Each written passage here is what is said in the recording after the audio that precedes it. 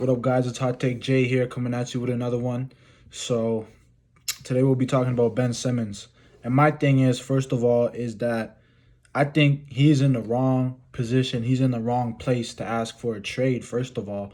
Um, this guy, he didn't dominate in the playoffs, and the success of the team really was on his back. And for them to win, they needed him to step up. He needs to be that player that steps up. I mean, Joel Embiid was carrying a team with a torn meniscus.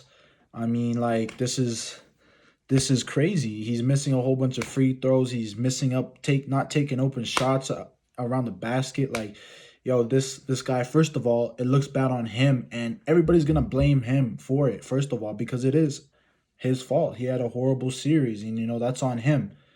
I mean, something as easy as free throws, he should be able to hit at this point of it's been 5 years. 5 years he still doesn't have a jump shot. So, I mean, like, after the game, what his teammates and coach said to him about him, they asked Doc Rivers, can Ben Simmons on be a starting point guard on a championship team, on this team? And he's like, I don't know. Doc Rivers says, I don't know.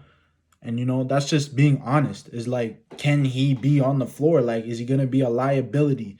I mean, yes, he's a liability at this point. Is like his value is down. Like, even with all his accolades and everything, no one wants his ass anywhere. I would not want him. I would not trade for him at all. So he's in the wrong, and he wants out because he's wrong. That doesn't make sense. First of all, that doesn't make sense. You fucked it up, bro. You messed it up. Why?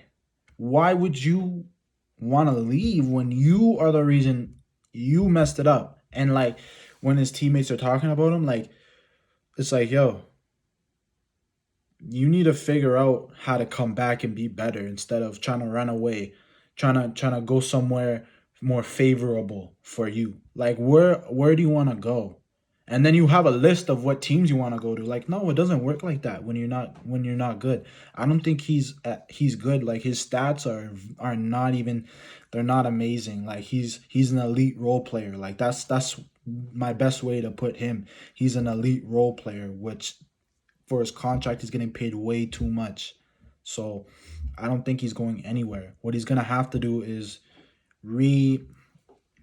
he's gonna have to play till his value goes up again, and then he can be traded at the deadline. So if he has good numbers, maybe he has a jump shot, maybe he's looking a little bit better, he can go for it. He can be traded for like a good package, good players. But for now, no.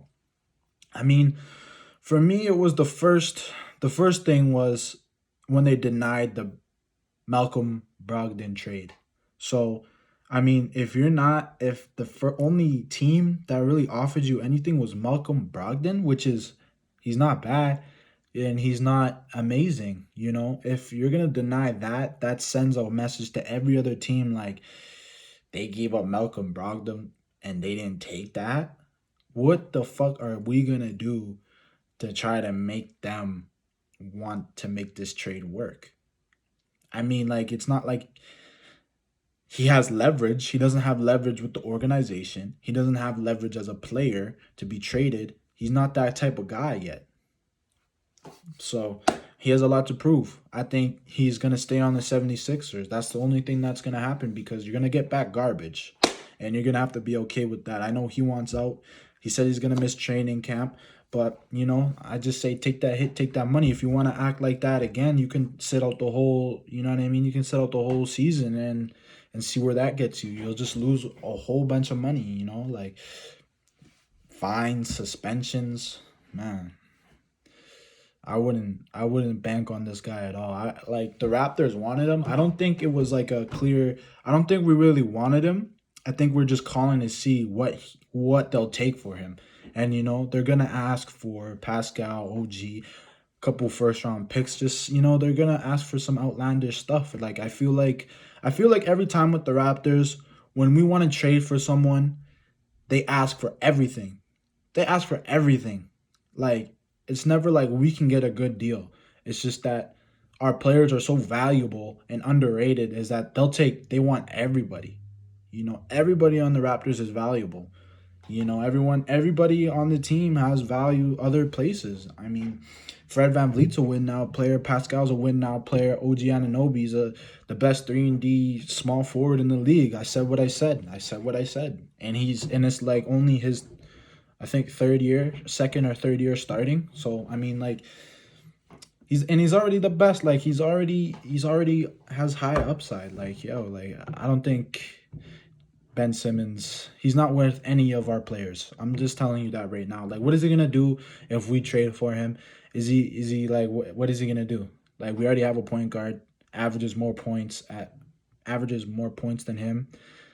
Not as much assists, but I mean, almost 20 points per game is above average. Um, Statistically, this year was worse than his rookie year. So he, in 5 years of being in the NBA, he hasn't gotten better. He's actually declined. He has no leverage. He's not going anywhere. What makes sense to me, one trade package that makes sense to me, or two actually, I have two. Um, John Wall. John Wall just went on the market. He's just with the Houston Rockets. They've settled to an agreement to move him somewhere. And right away, I think that they're gonna have to buy him out, and I think they can afford it. I think they can do that, and I think they should buy him out because no, you're not gonna get anything for John Wall just because all these teams are going to be like championship teams want him. Caliber teams like Clippers, maybe Lakers, maybe the Nets. Probably not, but I mean, to get John Wall, you're gonna have to give up a lot because of his contract. What the Houston Rockets, like, I don't know. Like, if anything, you trade Ben Simmons for John Wall. One thing about John Wall is he's a shot jacker, and he's not as efficient as he used to be, and his shooting percentage is down. But that's one thing. If you have to get him gone by the season, before the season starts, you trade him for John Wall straight up. That's just gonna have that's just what it has to be. Like, if you really want him gone, that's what it's gonna have to be. Another thing is what I really like. This one I really like, and it really makes the most sense at this point in time. It makes the most sense. Like, I don't see it happening. I don't see anything else happening. It would be CJ McCollum for Ben Simmons, and for me, this is a win-win. So, how it's a win-win is you get Ben Simmons and Sixers get CJ McCollum. And now that makes the Sixers in a better place because you have a point guard that can average more points. He can get a bucket whenever he wants. He can facilitate the ball. Only thing is his defense, which I think that you miss a little bit with defense, but I think they'll be good enough to make the playoffs and go like they can make a playoff push with CJ McCollum. I'm pretty sure. Like, I don't doubt it.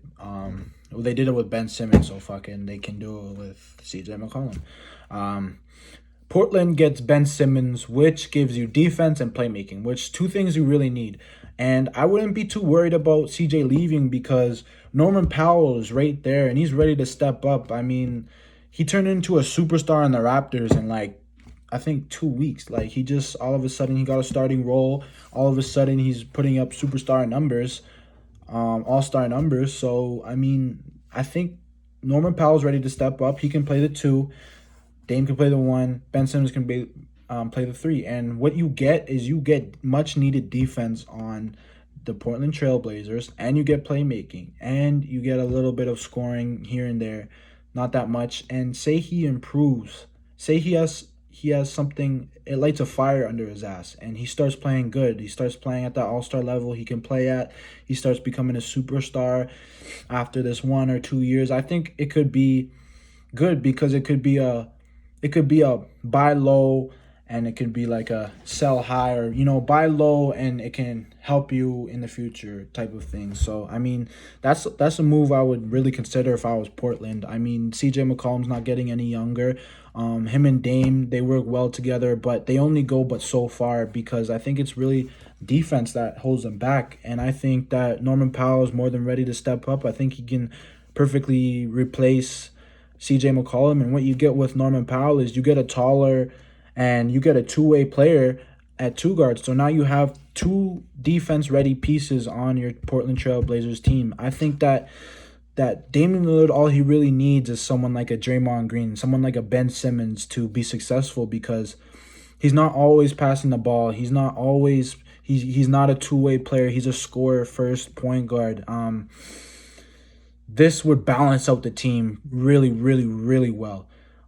If they can get anybody else from the Sixers, maybe Tyrese Maxey, and that will improve their depth. I think that Dame would go a lot farther in the playoffs, and I think that it benefits the 76ers way more of having a scoring guard. He can play point guard. He can play CJ McCollum can play shooting guard. He can do whatever you want. The only thing is you're missing is defense. But in this league, they don't really value defense. I think they'll be fine enough with Tobias Harris, Joel Embiid. I think the team would be fine. Seth Curry, man, that seems like a solid squad to me. So I think that's the only trade package that would actually work for both teams, and actually both teams would benefit from. I mean, say Portland Trail Blazers down the road, they don't think Ben Simmons is good. They don't want Ben Simmons anymore. You could still get some first round picks. You could trade him and Norman Powell for someone. I mean, it could go a lot. Like, imagine if someone goes on the market like an AD. You can trade Norman Powell. You can trade Ben Simmons for AD if AD wants out of the Lakers in 2 years, which I bet he will.